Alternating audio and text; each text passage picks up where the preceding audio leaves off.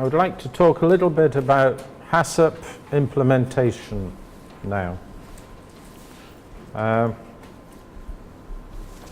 I ask, who here has actually done HACCP training, undertaken a training course on HACCP? Okay. And so I think that maybe 3 of you, just put your hands up if you haven't. Let me see. Okay, 2 or 3, okay. One of the things you may think is an omission in the 6 manuals which you've been presented with is, where does it describe the HACCP system? And actually in these 6 manuals it doesn't. And that is because the Caribbean Regional Fisheries Mechanism has already produced a document, guidelines on developing and implementing HACCP plans for fishery products. So this is available on the CRFM website. It's not one of the new manuals which we have produced under this project. It was done by another project last year. But this is a perfectly adequate and good standard approach to HACCP. It's based very closely on the EU regulations which set out in detail the various steps of the HACCP plan. So that's why as part of this initiative we have not specifically described HACCP, but what we've tried to do in the design of our manuals is provide all the information around this which you would need to complete a HACCP plan. For example, detailed guidance on the different hazards as we were discussing yesterday. So what I want to do is, of course we don't have time to go into depth in terms of a detailed description of the HACCP system, but I'd just like to give a refresher for an hour covering the key points of HACCP. Those of you which haven't studied it in detail would certainly advise you to refer to this publication and look at it in more depth in the context of the various things we're undertaking in this course. So just to give an overview, HACCP is essentially a control system. It's a management system which we use to ensure that the food which is produced is either free from hazards or the hazards are reduced to an acceptable level. So primarily it is a management system which is used to manage food safety within a food business operation. And it has the characteristics that there are really 2 broad stages. The first stage, the first thing you have to make sure is that you have in place what we call variously standard sanitation operating procedures. They call them that in some HACCP systems. Others will call them prerequisite programs. They're the same. But essentially they are a series of control activities which you should undertake and have in place before you actually implement your HACCP principles. So what it means is that if you don't have these things already there, HACCP isn't going to provide any kind of food safety guarantees for you. So they are essentially foundations which we put in place. All of them contribute to ensuring food safety, but the HACCP system sits on top of them and ensures that we go to that extra level to reach a much higher guarantee of food safety. The HACCP system was actually developed by NASA as part of the space program when they were considering how to ensure that food was going to be safe for astronauts. Largely because an attack of food poisoning in zero gravity in space doesn't sound to be a very attractive event at all. So they had to make sure that, in fact, the food was safe. And they realized that to reach a level of food safety which was required, purely through traditional ways of ensuring food safety, through these GMPs and through sampling and testing, wasn't going to reach this. So HACCP was the system they came up with to reach that higher level of guarantees. So things like good hygienic practices, good manufacturing practices, cleaning and sanitizing, water supply, many of the things we've been talking about in the first part of this course, pest controls, ensuring training, recall plans, supplier audits, all of these checks, all of these systems have to be in place. They're essentially table stakes for food safety. If you don't have these, there's no point doing HACCP. It won't deliver what it's supposed to deliver. So your first step, ensure your standard sanitation operating procedures in place. Then you can move on to your 7 principles of HACCP. So this repeats what was on the last slide. Now, the concept of HACCP is based on a model, an idea of how we ensure food is safe. And essentially there are traditionally, there are 2 methods. Traditionally, we would look at the final product. So the idea is you'd have a raw material, it would be subject to some process or other, and you would have a product. And then we would adopt a standards-based approach. We would have the product, and we have a product standard, which says what that product should comply with. So many bacteria, so many heavy metals, maximum limits for contaminants, and so on. And what we would do is we would take a sample from the consignment of product, and we would test it in a laboratory.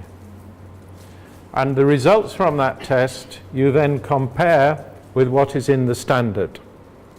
And if, for example, we have more heavy metals than is in the standard, then we would reject the consignment on the basis of those test results. So that's your end product testing model of control. And it is the traditional model of control which I think was used for many, many years. However, we have the alternative, which is process controls. The problem, as we will see, with end product testing as a control model is it doesn't work.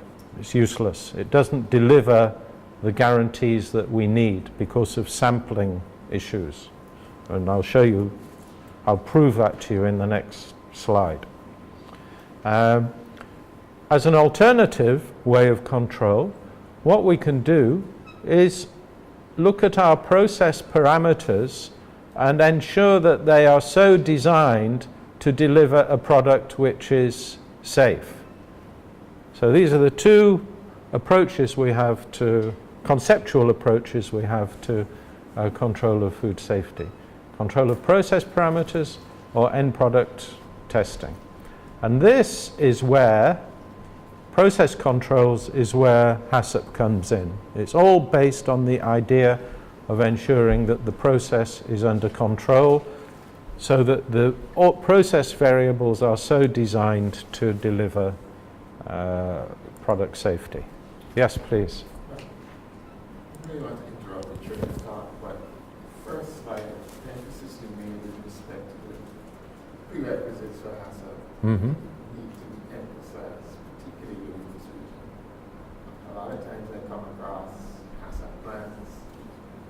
You have people that want to export, they have HACCP plans, but they don't have proper infrastructure. We have situations where the private capacity had a situation where you had things like leptospirosis associated with fish.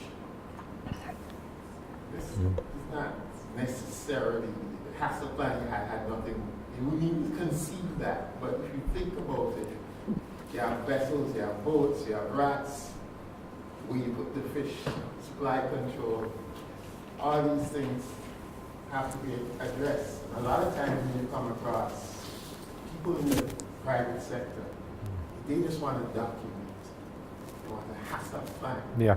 but they don't focus on the prerequisite. I think somewhere along the line, everybody got caught up with this new thing, HACCP. You have people that are trained in HACCP and this and that. But the simple basic things like sanitation and good manufacturing practices. Yeah. A lot of the times, most of the problems we have goes back to that. I couldn't agree with you more. I absolutely think you're right. People tend to focus just on HACCP plan as something, and they produce a document. Doesn't matter what the document says as long as it's got HACCP plan on the front, and they think they've done the job. Our job as inspectors is to correct their errors and ensure that the prerequisites are in place, that they have the basic hygienic requirements in place, and if they are required to have a HACCP plan, that A, the plan is good, that it doesn't go into outer space of bizarre hazards that have no relationship whatsoever to food safety, like leptospirosis or many others, and that not only is the plan good, but that it is implemented. And those two things are often miles apart as well. Well, the most important thing, the key question you ask as an inspector when you go into a food business is this a safe place? Are they in control of all of the food safety hazards which could affect this business? And that requires you to think of the inspection from the point of view of food safety hazards, not from the point of view of construction and design and, you know, the more mechanical aspects. And to an extent, and this is where professional judgment of inspectors comes in, to an extent you can tolerate minor breaches of maybe design and construction if you see elsewhere in the process that there are effective controls, properly monitored, properly documented on other parts of the process. You know, because it is the overall assessment which is important. And we also need to be aware that our jobs is not just purely to implement the law as a kind of administrative officer. We are scientific professionals who are making professional judgments about the safety of food and processes based on the evidence we receive. So it's not a mechanical tick box exercise, you know, you have to understand the science and be able to make these professional judgments as we go along.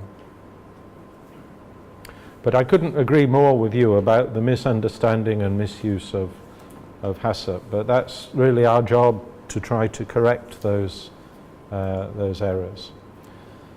And the other disappointing thing, I think, is that there is still, in my view, too much reliance on end product testing as a control method. And the reason why this is essentially ineffective as a control method is that when we go through these steps and use sampling procedure and an analysis as a basis for rejecting or accepting a consignment, we're not taking account of the sampling bias. And if you imagine that we have 25 units in a batch, and one of those units is bad, with whatever criteria. Too much salmonella, too much heavy metals, whatever, it doesn't matter. But we got 25 packs, one is bad. You take one sample, you only have a 4% probability of spotting that defect in that consignment. You take 2 samples, you have an 8%. You have to take 5 samples and you get a 20% probability of detecting the defect. So you've taken essentially 1/5 of the consignment as samples to have a 20% chance of spotting the problem. And the nature of food as a biological material is that the hazards are not necessarily present equally in every single item which is packaged, right? If it was our industrial product, if there was a manufacturing defect in the process here, it would be evident in every single item we're producing. But it isn't. It's a piece of biological living material. So what is in one fish? Salmonella. You might have a salmonella excreta in your process line. He puts his hand on one fish, it's got salmonella on it. But the next fish that comes along is handled by somebody else. So you cannot guarantee that all products are the same. And because of this variability in the food safety conditions of one product within a batch compared to the next product within a batch, we cannot rely on end product testing to give us reliable information or reliable guarantees about the safety of a product. We have to use other information as well. Now, this is not to say that end product testing is useless in all circumstances. We can and should use it as a tool, but we use it in the way that it provides additional evidence, additional information, which we include in our decisions about the safety of a product or process. It is not the beginning and end of the story. And that's, I think, a very important point. And that's why NASA, for example, decided that they couldn't rely on end product testing to guarantee the safety of food for astronauts, and moved more to the HACCP system.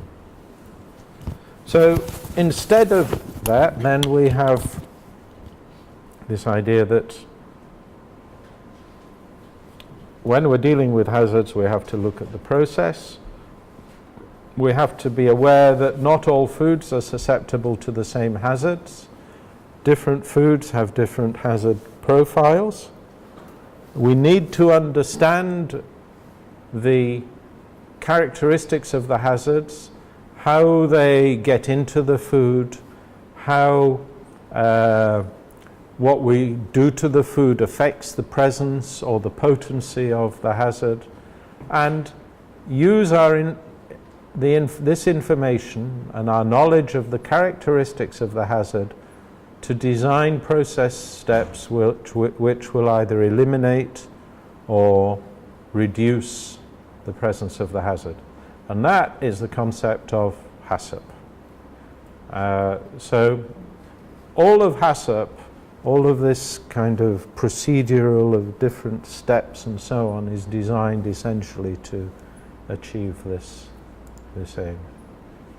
So once you've been through your prerequisite programs, your standard sanitation operating procedures, once they're in place, then we have our HACCP process starting.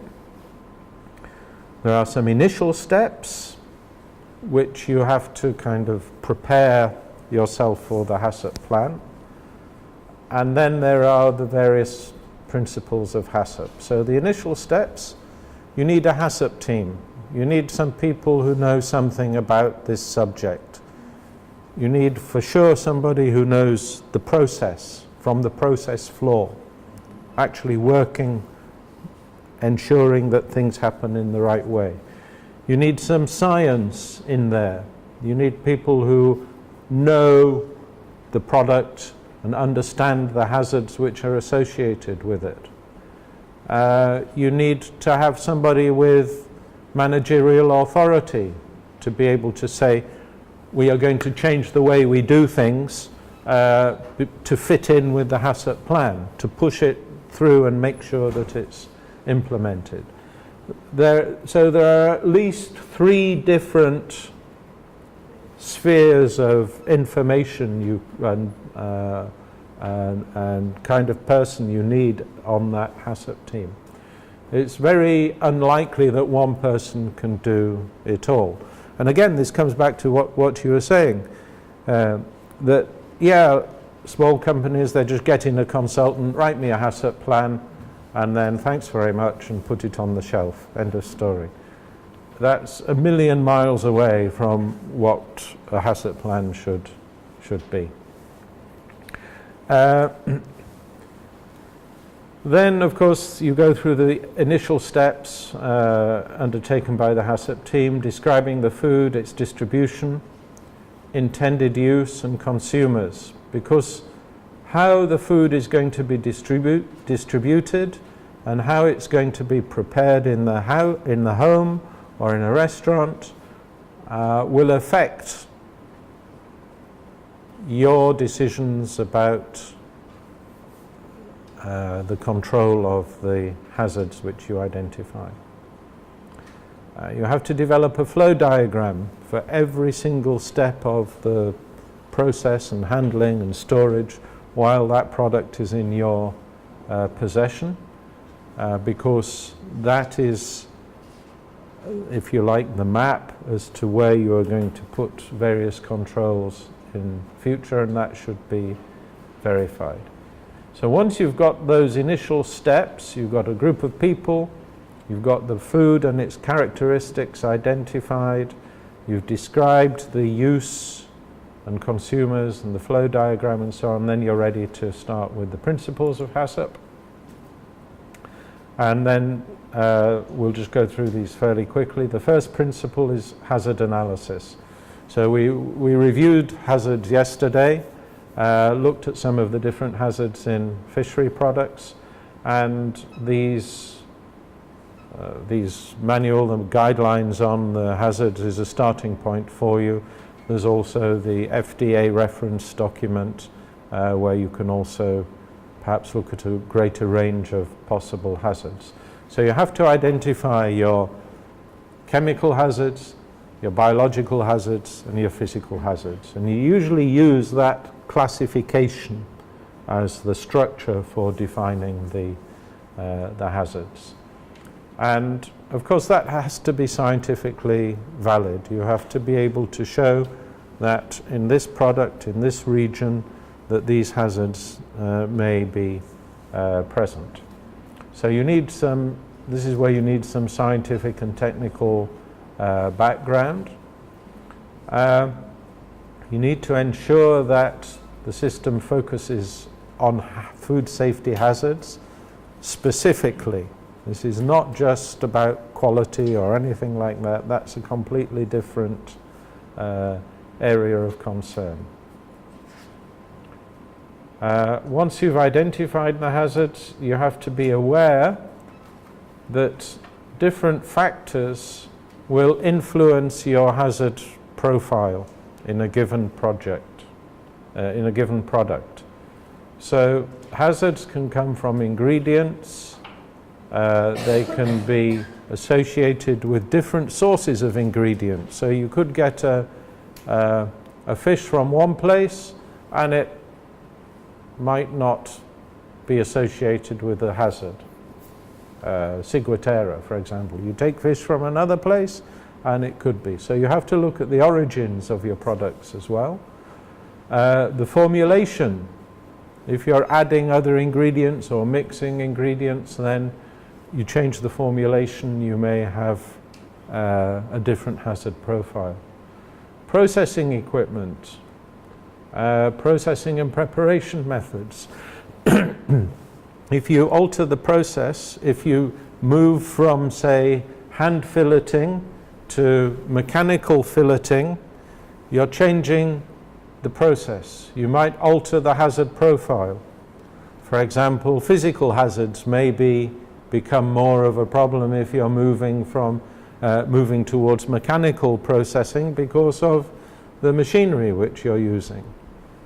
Of course, the actual duration and type of processing, if you alter the conditions, times, temperatures, pHs, if you're pickling, all of these things will impact on the likelihood of different hazards being present. Storage conditions, duration, changes of staff. Again, you have to take into account the knowledge of your staff. And also distribution, if you're changing the distribution method, moving from a retail product to a catering product, or vice versa, will require you to think about alternative uses and abuses by the consumer. So when we talk about identifying your hazards, yes, we can look in the book and see that certain species are associated with certain hazards. That's a given. But also bear in mind that there are many other factors which can determine whether or not something should be included in the hazard profiling. Okay? So make sure we've identified all of the hazards which are associated with the product and processes. Consider all stages from raw materials to consumption, and consider the biological, chemical and physical hazards. Only concerned with food safety. We can get information on hazards, of course, from reference texts, epidemiological data on foodborne illnesses, scientific literature, HACCP guidelines. So there's a lot of information around. We always refer people to this document, which is produced by the United States Food and Drug Administration. We're now on the 4th edition. This is the 4th edition. Yes. Yeah. And this has been published, I think the first edition came out about 1994, 95. And it is really an excellent, excellent document. The Fish and Fishery Products Hazards and Control Guides. And essentially for every single species of fish produced in the world which is traded with the United States, which actually is pretty much every single species of fish which is consumed in the world, it has a very detailed hazard profile down to the degree of Latin names. It also talks about the different processes such as pickling and smoking and things like this. What it doesn't address is the botulism hazard in canned fish because of the particular structure of US legislation. HACCP is not applied to canned fish processing in the US. They have a completely separate set of regulations dealing with the processing of low acid canned foods. So that's just a unique characteristic of the way in which the US has structured their legislation. Elsewhere in the world we use HACCP equally in canned fish processing. You need to get your hazards characterized, and formally then you have a little table where you characterize your hazard and you describe these key features of the hazard. Name, something to do with why it is a hazard, what are the problems which it can cause, the adverse health effects, who is susceptible, because it might not be every consumer, it might be certain groups of consumers, frequent consumers, children, elderly people, immunosuppressed, people with allergies, and so on. Consider acute and chronic effects, because some hazards may have an immediate effect on the spot, others may be cumulative over time, some will have both. Some may have an acute phase if the quantities are high, but others may have the same hazard may have different chronic effects over a longer period. Make sure you're on top of the science, because our understanding of food safety hazards is changing all the time. Be aware of what's being proposed at the level of codex, because there you find is where people are trying to introduce new ideas from science into the regulatory regime. But that's also useful for us when we're designing HACCP plans, because we can think, oh, they're concerned about that, then maybe we should be thinking about that should be in our HACCP system. Routes of transmission, then moving more towards the response of the hazard or the organism to process conditions. What are, if it's a bacteria, what are its optimal conditions for growth? What are its limiting conditions for growth? You have to know that if you're going to control the multiplication of bacteria in a food. What are the effects of different process parameters, heating, drying, pH, etc. How does the matrix which we're processing affect the hazard and its ability to cause infection and illness? Because the matrix is sometimes also important. If it's food, different kinds of food, or water or liquids. And then something about the multiple exposures. Do people become immune over time? And then importantly, the key question is this a significant hazard which we want to deal with in our HACCP plan? You know, as you said, people can come up with, and there is a tendency to list and introduce every single possible hazard you can think of into HACCP plans. But of course that is not the objective of this exercise.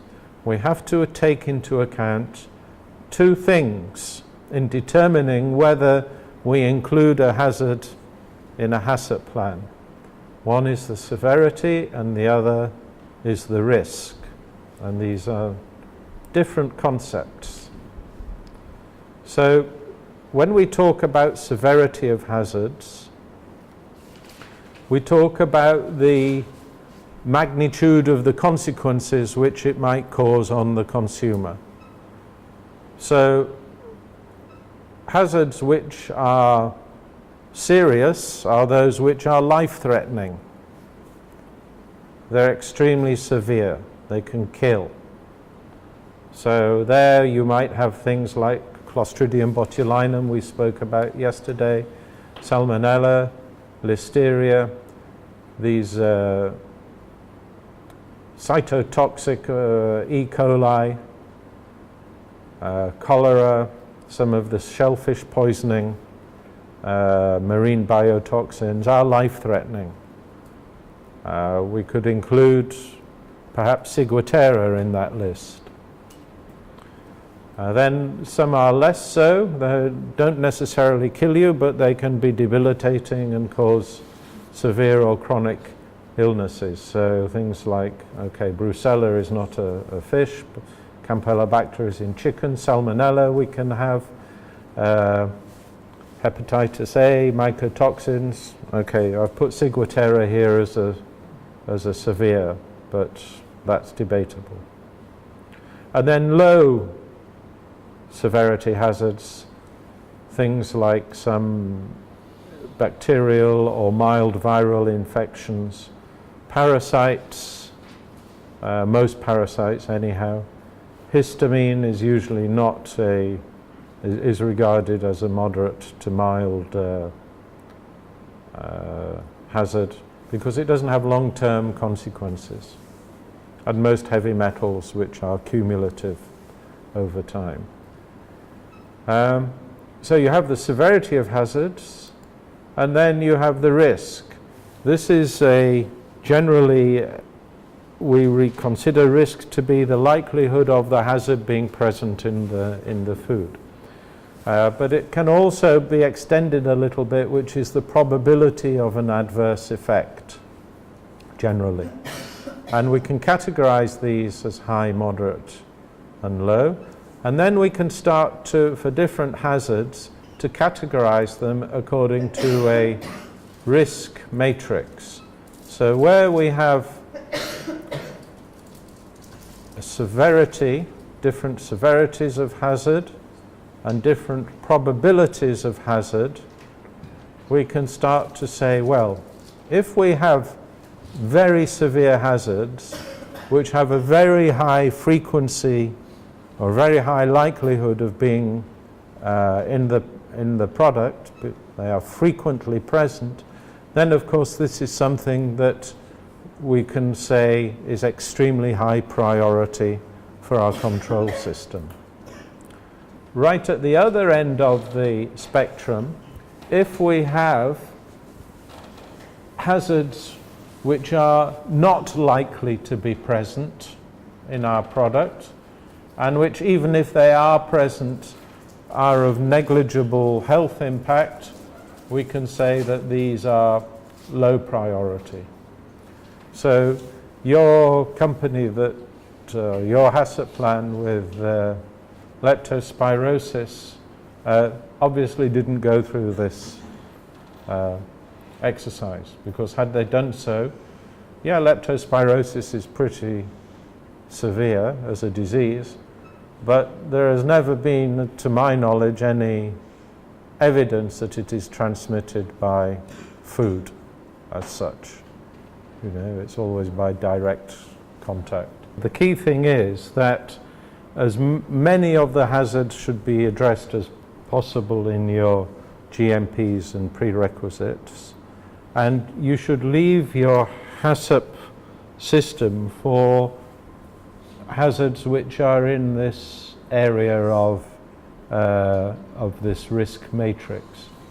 And what this means is that because HACCP is an onerous system, it's a big burden in terms of monitoring and record keeping and reacting to the results and showing that you've reacted. So your HACCP system has to be as light as possible and focus on exactly the most important hazards.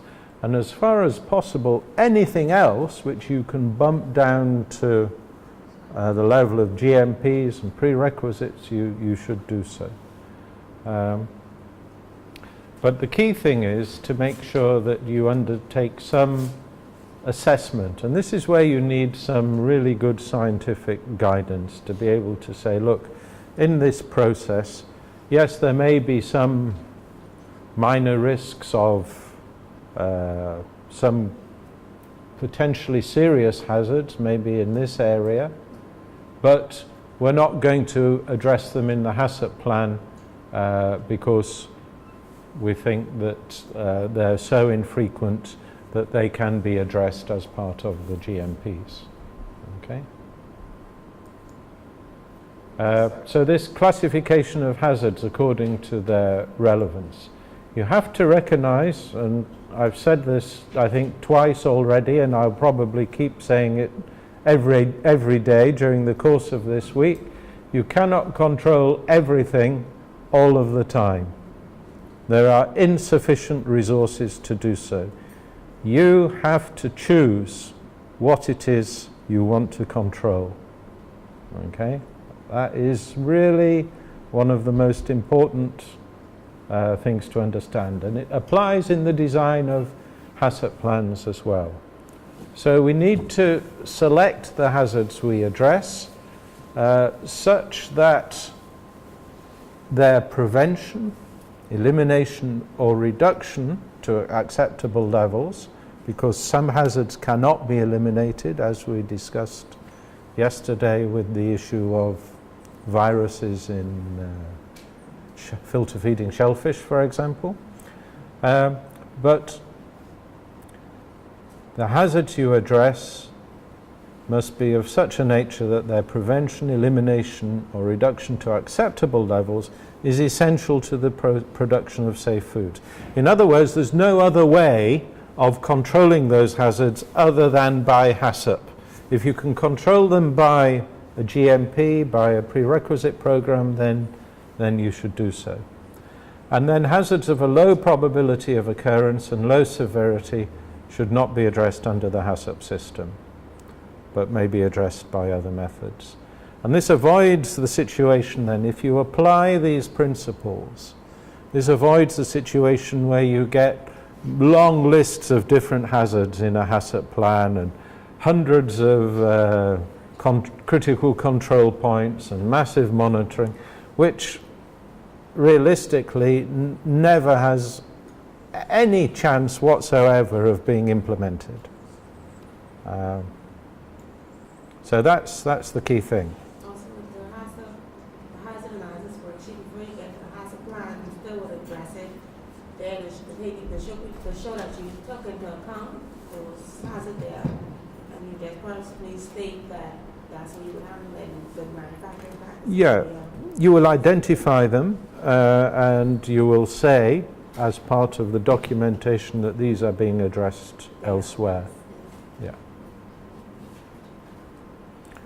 Points to consider, well, fairly obviously, raw material inputs, different sources, because very often a fishery business, particularly a fishery business, will operate with many different sources of raw material. Typically a processor will have different vessels, maybe different fleet segments, different ports. Sometimes they'll deal with nationally produced raw material, sometimes seasonally they will import raw material for processing. So all of these things have to be taken into account. Of course, looking at the process, observing actual operating procedures, characterizing the process in terms of time, temperatures, any other variables, and then understanding the process in the context of the nature of the hazard. So we've previously here characterized our hazard, saying in the case of a bacteria, what are the optimal conditions, what are the limits of the conditions. Now we are defining our process. We're measuring those process variables in our process so we can see and start to say something about what is the survivability of our hazard in the context of our process variables. Okay, link this to your process flow diagram, of course, different stages of process flow. And this is moving towards now determining control measures. Understand what control measures we can apply to different hazards. Either prevent the hazard from getting in, eliminating the hazard if it may be present, or reducing it to a level which is acceptable. How you define that acceptable level is another question which needs to be considered. But this has to be done specifically for each hazard and for each species and for each product. And bear in mind that sometimes you may need more than one measure required to control a specific hazard, or that sometimes one measure can control several hazards at the same time. For example, if you are heating food, if you're cooking food, then you will be eliminating many of the potential microbiological hazards such as Vibrios or E. coli or Listeria and so on. Okay, then controlling your biological hazards, options, and there are different options. This all depends on the process that you're looking at, but controlling for different sources, using heating or cooling, fermentation, pH, salt, drying and smoking, packaging conditions. These are all technological ways of manipulating process variables to control some of the biological hazards. Similarly, controlling chemical hazards, you can have source controls, control your formulation, incidental contamination, and ultimately labeling is an option in the case of allergens. Physical hazards, again, source controls, process controls using detection equipment, environmental controls in terms of good manufacturing practices, and so on.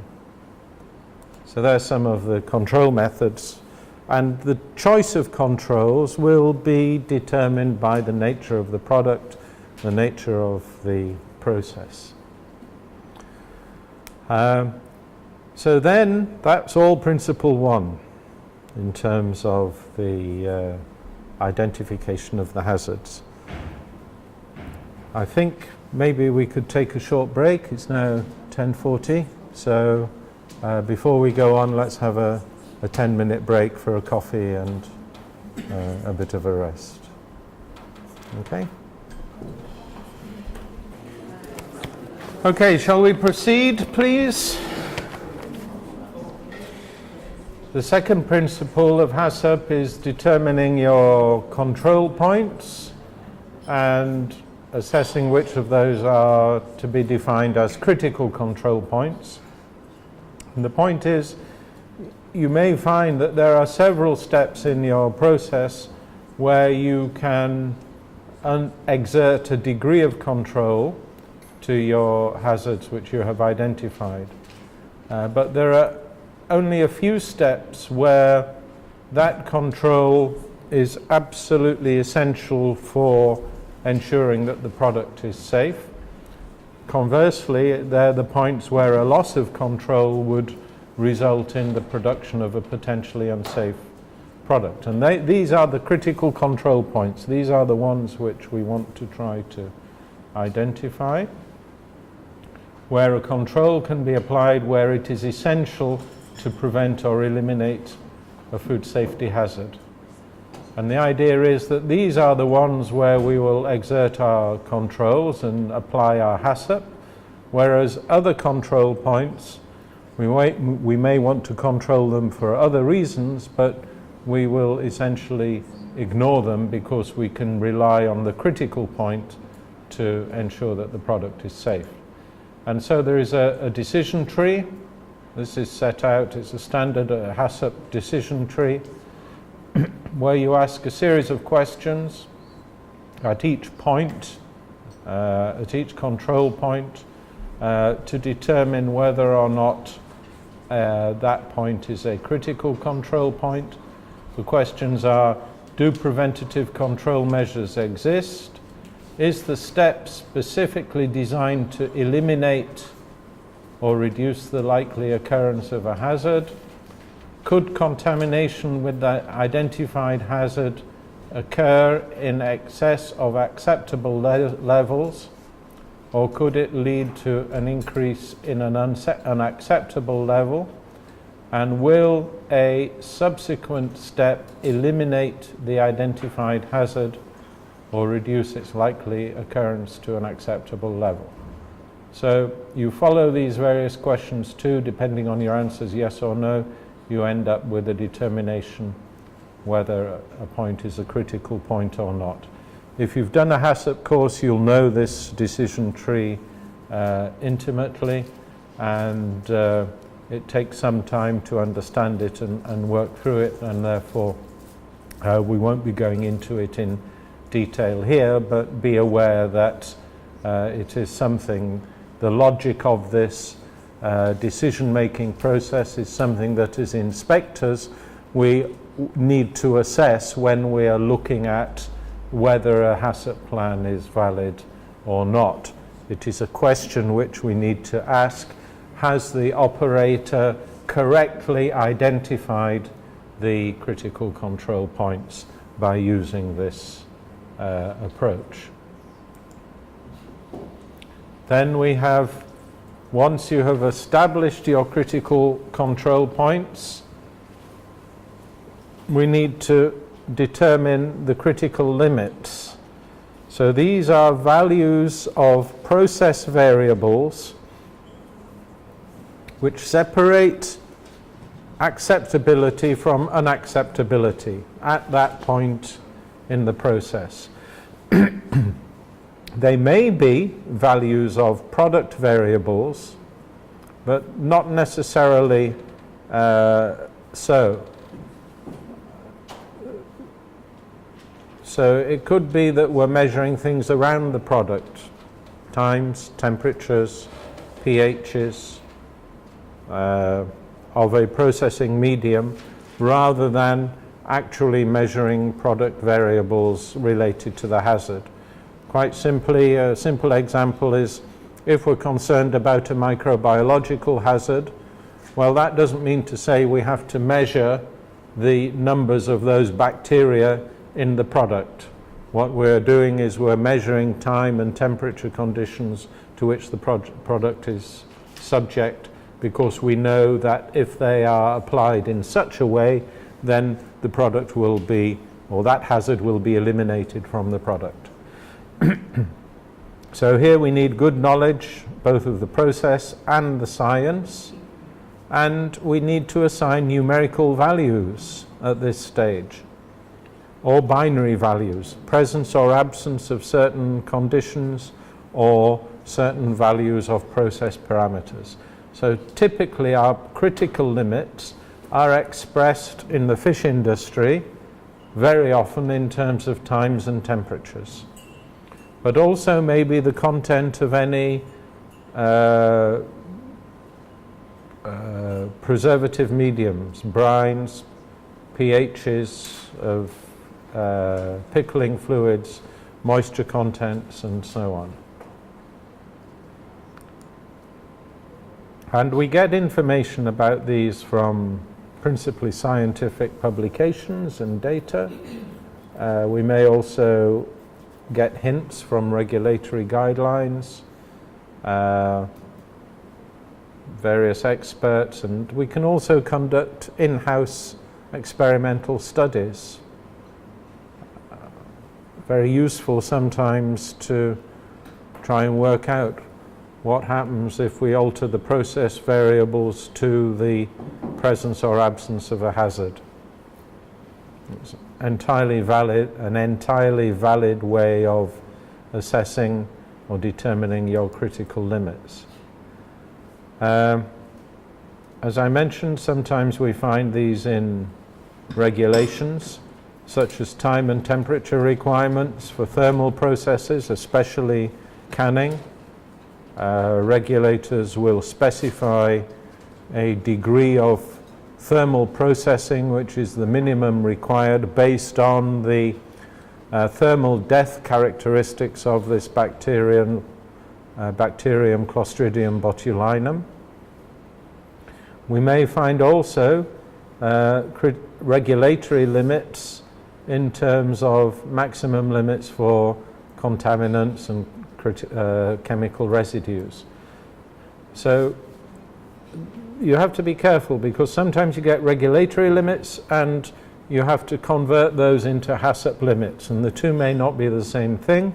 So just as an example, We've spoken about histamine. So the EU has a regulation which says what the histamine content of fish should be in terms of the limits. From 9 samples, the mean value shouldn't exceed 100 parts per million. No sample should have more than 200. You can have 2 samples between 100 and 200. So that's your regulatory limit. But that's a little bit cumbersome to use in a HACCP plan, because you don't want to be measuring histamine levels on an ongoing or basis all the time. So what we have translated that to are a series of temperature limits, which are the ones we put up yesterday for the criteria in terms of time and temperature. The idea being that if you comply with these HACCP-based controls, you will meet the requirements set out in the regulation. Sometimes we see people make the error of putting the regulatory requirements as the HACCP critical limits. So just be aware that those two things are not the same. Okay. Some other examples of critical limits that you might apply at critical control points. Pasteurization steps. So you'd specify a time and temperature, 72 degrees for at least 15 seconds to kill pathogens. Metal fragments, you'd have a critical limit, say, of a given size of a metal fragment, nothing greater than 0.5 millimeters. In terms of dried products, you may specify a minimum, a maximum water content for controlling growth of microorganisms in dried products. Excesses of nitrites, if you've got some kind of curing process, you could specify in the product, or you could specify brining conditions. So to say that we don't want the product in contact with a brine of a given strength, 5% for more than 20 minutes, in which case we know that we would have a product which would meet these specifications.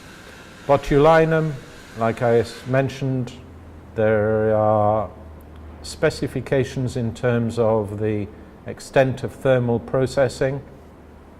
F value is a variable which is related to the death rate of bacterial spores at different temperatures, because one has to consider that the nature of inactivation of things like bacterial spores by heat is not such that you reach a certain temperature and they are all immediately killed.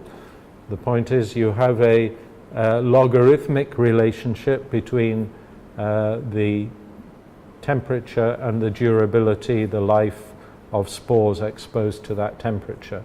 So you expose them to a temperature, and within a given period you will have a logarithmic reduction in their number.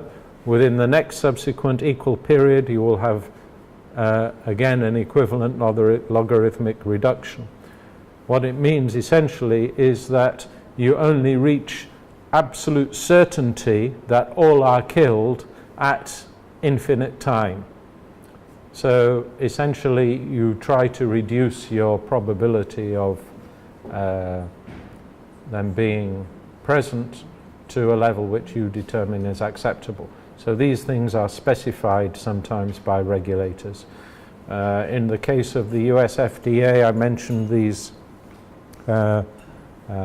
special regulations they have for canning of low acid foods, and they set detailed thermal processing requirements and specifications for such products and processes. Food allergens, your control process would be through labeling, histamine. Okay, depends where the point is. If you're receiving tuners or histamine producing species from a third party, you don't necessarily have control over the time and temperature. So at that point you may put a numerical limit of histamine. So you have to design your critical limits according to the specific needs. In addition, bear in mind that you can have multiple critical limits. You may require sometimes more than one variable to control the hazard. So if we take as an example, which I've given here, bivalve mollusk, clams, cooked in a heated water bath. We're taking them through a heated water bath on a conveyor. We would identify it as a critical point for the survival of pathogens. So we could apply critical limits using several different variables. We could check the internal temperature of the mollusk to make sure it reaches a minimum temperature at the thermal center, so that we know that then exceeds the temperature at which we know that those pathogenic bacteria are killed. We could monitor the temperature of the bath. We could monitor the time, or specify the time where the product was actually submersed in the hot water. In other words, the speed of the belt which was taking it through. And other factors which could affect it would be the dimensions of the product. So a fat, large clam or bivalve would of course require more time for the heat to penetrate to the center and for this specification to be met. So we may have a whole series of critical limits which mix these variables depending on the conditions, the size of the product, belt speed, and so on. So there are different ways to, the point is there are different ways to ensure that the product is safe, and we may use more than one of them as a way of ensuring that that critical control point is properly checked. Then we may want to set operating limits. The reason why we do this is because critical limits require a corrective action. This is the next stage of the HACCP principles.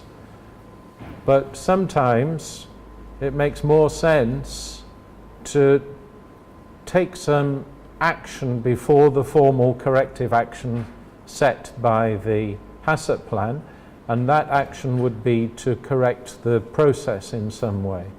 So when we establish operating limits, we set them at a limit which is reached before we are required by the HACCP plan to take a formal corrective action.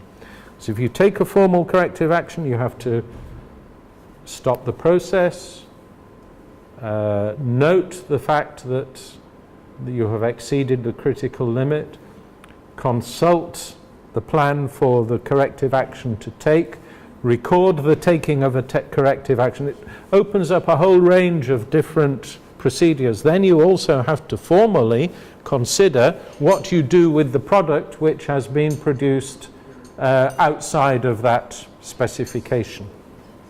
In some cases you may have to destroy it.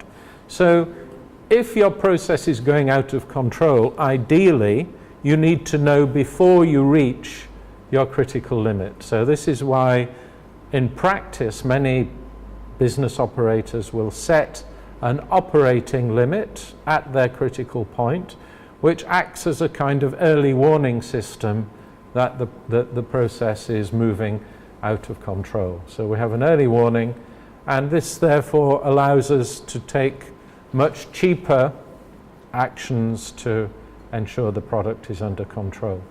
And actually, this is one of the things that most business operators find to be the biggest advantage of HACCP, because the idea is that their whole process is then under improved control, and that brings benefits of reduced wastage, improved energy utilization, better quality of products, things which are not the objectives of the HACCP plan, but which are consequences of applying an improved set of process controls.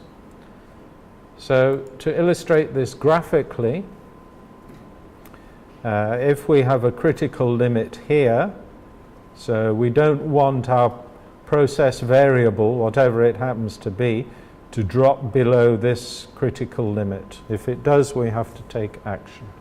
So over time, we see our variable moving along quite happily, and in fact, it starts to go down. Well, we have here set an operating limit. So at this point, where our variable value exceeds our operating limit, we know to take action. We can take some process adjustment and correct the process to bring it back up to specification without it reaching the critical limit. If we do not have the operating limit, and if we use the critical limit, then what may happen is we don't take any corrective actions in time, and in fact we therefore exceed the critical limit and we have to take corrective action. So by having operating limits, we can adjust the process in a timely manner to avoid the need to take corrective action within the terms of our HACCP plan. So yeah, benefits of operating limits can often they can deliver better quality. We use them as an early warning system that the temperature is approaching the critical limit and needs adjusting, or any other variable. And also bear in mind that process equipment is not, when we set a specification, say for the temperature of a water bath, cooking those mollusks, say we say it has to cook at 80 degrees, well, that temperature may not always be at 80 degrees because it is controlled by a heating element which switches on and off. So it may be set at 80, but it might be set to switch on at 79 and switch off at 81. So actually you have a cycling of temperatures between those limits. So it depends on the nature of the control mechanism of the particular piece of equipment you are using. And that normal variability you need also to take into account when you are setting your critical limits. And by using operating limits, you can make sure you have an adequate margin of safety to allow for those kind of errors.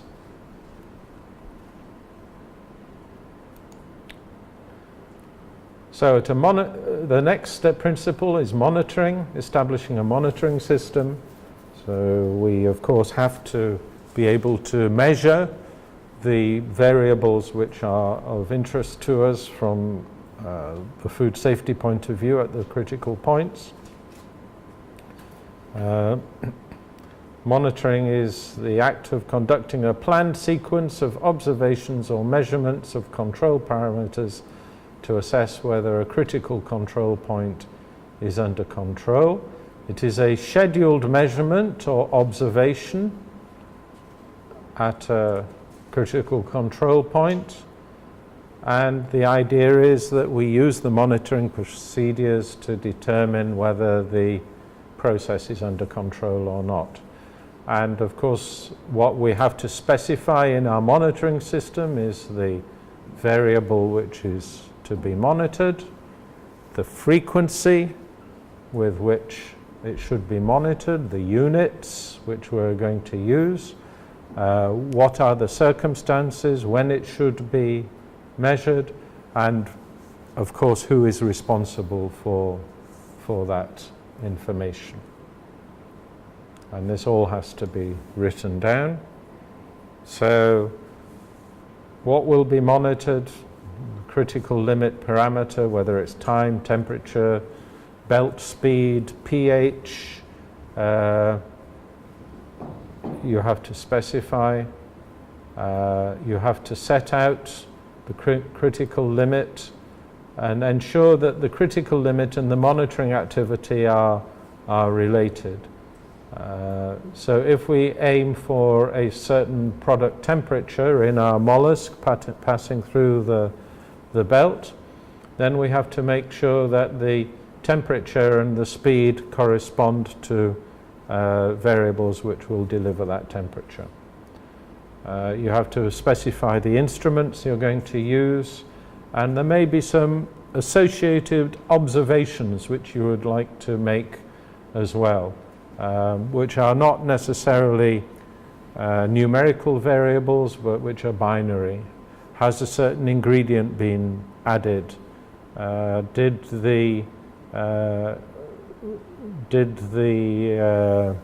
Was the freezer switched on at the right time? These kind of simple checks which you can make as well. Bear in mind that monitoring these days can be automated. We've talked about temperature logging earlier today. This makes a lot of the recording of temperatures, which are a frequent variable we're interested in the fishery sector, makes it much easier for continuous recording, or if it is discontinuous, then we have to specify the period and frequency of monitoring, and also to determine who is responsible for that monitoring. Then we have corrective actions. This is the next principle, so that will be number 5, I think, is it? Yeah, 5. I forgot to put there 5. But the idea of a corrective action is, since our critical limits have been exceeded, there is a change in the onus of proof, if you like, the change in the our assumptions about the product. We must now assume that the product is unsafe because our critical limit has been exceeded. So we have to have a series of procedures and steps as to what we do with this product which we now assume to be unsafe. So of course the first thing is to identify the product which we are concerned with. And if you're taking periodic measurements at a critical point, and then you find at one point your measurement has exceeded the critical limit, how much of the product which has previously passed should you consider to be affected by that non-compliance? Well, you have to go back to the last time that you know the product was safe. In other words, you would have to assume that everything produced since the last compliant measurement was in fact unsafe. So you identify that product and you isolate it. Sometimes you know, it may have moved into other parts of the process or been combined with other ingredients, in which case you have to also isolate that. And then you have a decision to make what to do with that product. In some way you have to do something. The other thing you can do, or you should do, is then correct the process so that from that point forward the variable is within the critical limit. So you have a process adjustment and you have an action related to the non-compliant product. And then of course you have to record the event, and you make decisions, the two decisions about process adjustment and what to do with your non-compliant product, and then you implement them. So you have various options of what you can do, and of course this has to be written down, and it may, in terms of the actions you take in relation to non-compliant product, it may have, you may have different options depending on the degree of non-compliance. There are various things you can do. You could, in some cases, you can reprocess the product so that it meets the critical limits. If your mollusk wasn't properly cooked because the bath temperature was too low, you can run it through again at the correct temperature. You may be able to undertake alternative or additional processing to meet the critical limits, so that you could maybe find alternative uses, maybe putting a product into animal feed rather than for human consumption. At the extreme, you may even consider destroying the batch of product. If it was not possible to reprocess it to make it safe, then you would perhaps destroy it or find alternative uses. You could also undertake sampling and testing of the batch at a more detailed level to find out which parts of it were affected and which parts were not, because maybe only the product which was processed immediately before the critical limit was exceeded was affected, and the rest was okay. So you can maybe determine that by sampling and testing, and undertaking a sorting exercise to separate safe from unsafe. If the product has already been distributed to consumers or to your customers, then recall and withdrawal may be options. So the choice of option should be written in the plan and should reflect the particular circumstances. Then you have verification, the application of methods, procedures, tests, and other evaluations in addition to monitoring to determine compliance with the HACCP plan. So this is the sixth principle of HACCP, and essentially it asks the question, is our HACCP plan valid? Does it actually work to control the hazards?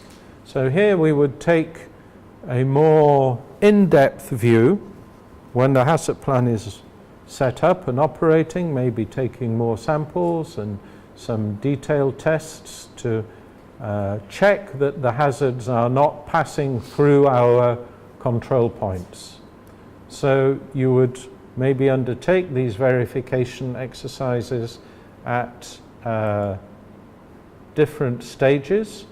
You would perhaps look at each critical control point and maybe undertake some small research to identify if the hazard is controlled there. And you'd maybe look at the overall plan as well. And the important point here is to remember that HACCP plans are not static documents. They are always evolving, and they evolve for two reasons. One, that your process and product is often changing. You remember all those things I said at the beginning? You change your ingredients or your supplier, or you modify the process, or you put in a new piece of equipment. You have to revisit your HACCP plan.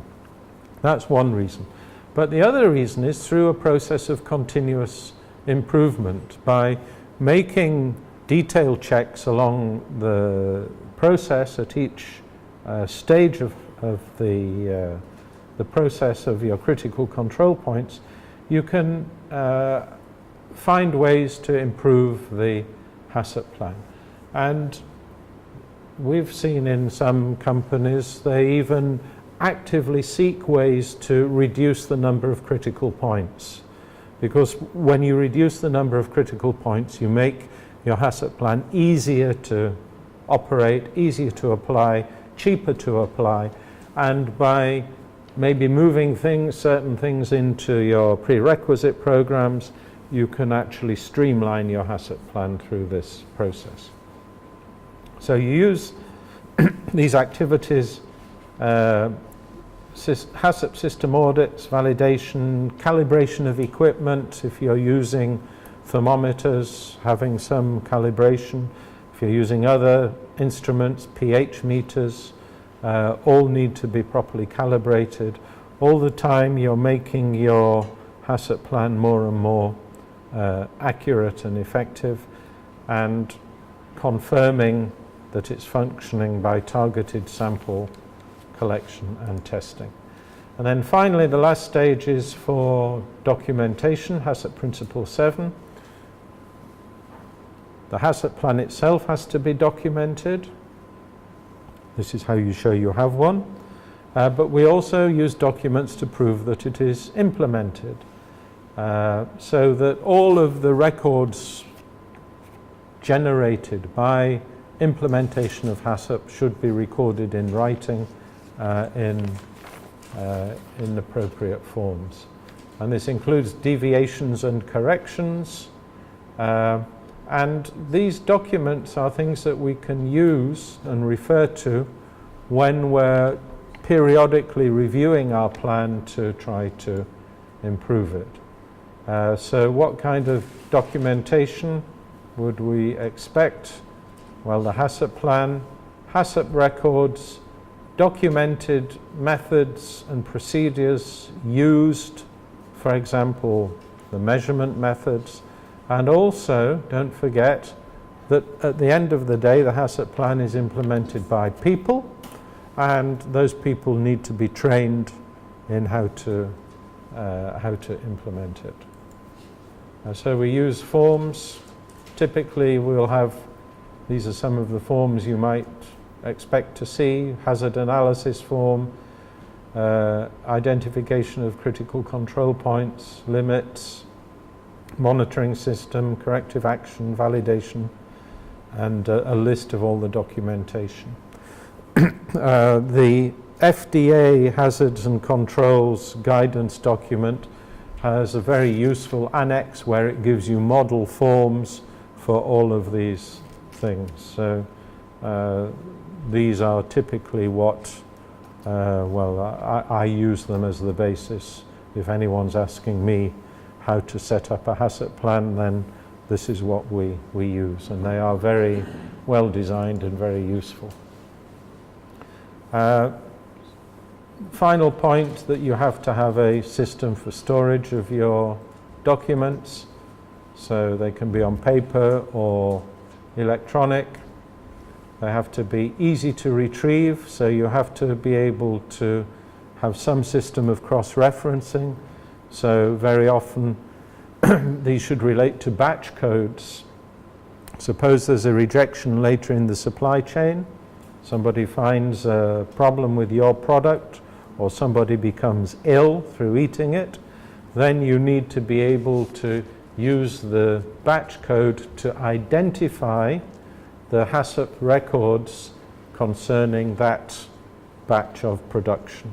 That is the absolute core of why we want to have this system in place, so that if there is a food safety failure, we can go back to our records, and identify the causes. You have to think about the location. Should it be locally stored or in the head office? You need to consider also availability for inspectors, because as inspectors, the beauty of HACCP is that when we make a normal inspection, we see the process as it is at the time of the inspection. And we all know that as inspectors,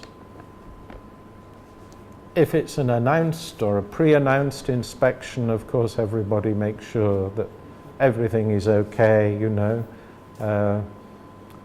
Even when the inspector comes round the corner at the end of the road, you know, there's always some little panic. People run around, put their clothes on and, you know, clean the tables a bit and make sure there's ice on the fish and so on. It all goes on. And of course we take that into account when we're making inspections. But the point is, even so, we are seeing conditions at the time when we make the inspection.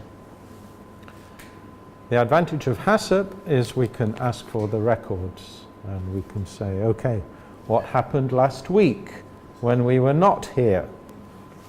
Was there ice on the product? What was the temperature at this stage of the process? Was the thermal processing properly controlled? And we can get additional insights about what's going on with this process when we are not there. And this is very useful when it comes to certification, because somebody comes to us and says, well, can you certify that this batch was produced in accordance with EU regulations so and so and so and so? Well, show me the HACCP records and I will tell you whether I can certify it or not. And this is a very useful tool for us then, because at least we have something to show. We have some evidential basis that that batch number was processed in accordance with certain predetermined criteria.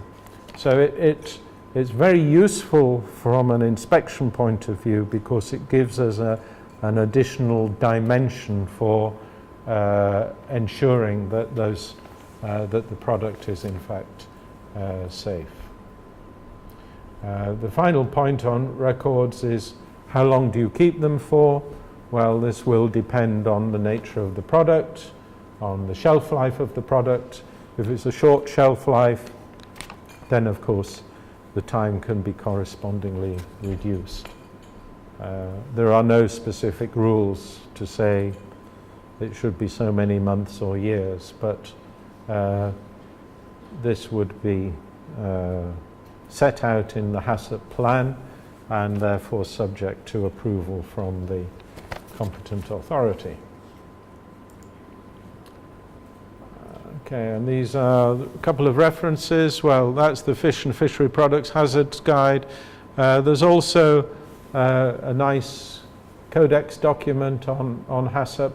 It's generic, not specifically for fishery products, and it's also a little bit old, but to be honest, HACCP hasn't changed that much since it was written.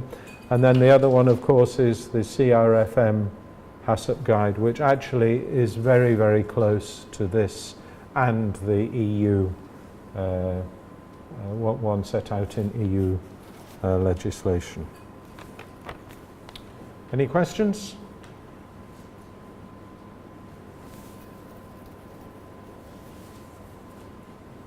Good.